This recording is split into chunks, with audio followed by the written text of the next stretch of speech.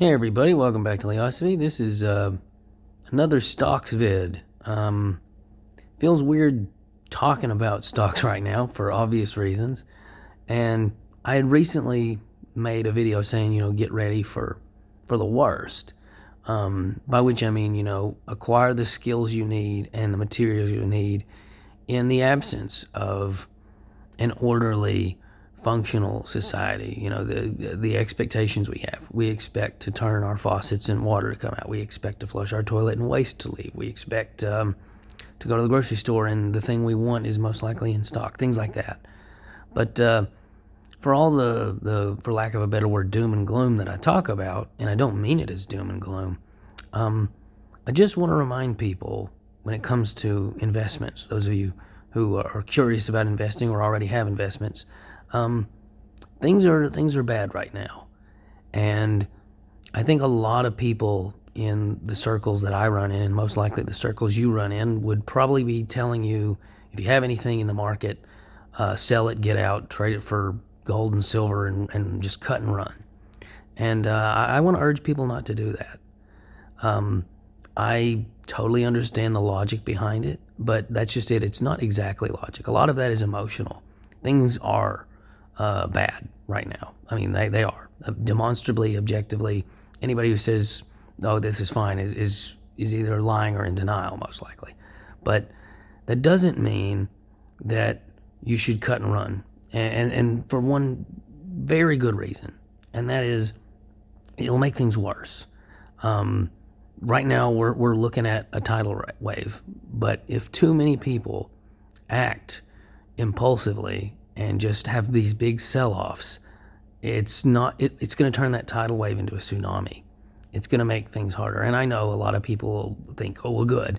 And most of those people, they haven't put their money where their mouth is with regard to just the overall economic prosperity of the country and the world at large. And I know that I've trimmed my beard back, so I probably have kind of a soy boy quality anyway. And so I don't want to make that worse by comparing it to a DC film.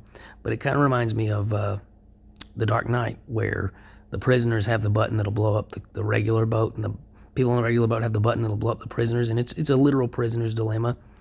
That's sort of what's happening right now, where people want to sell things. And this goes triple, by the way, if you have like index funds or things that are tied to a lot of ordinarily very successful businesses.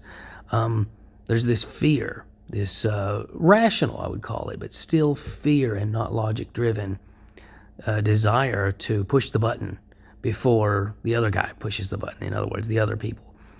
But the reason why I urge people not to is, even though things are awful, and even though it feels kind of like we're just living on the corpse of a civilization, it doesn't mean we need to just immolate that corpse and burn everything down with it.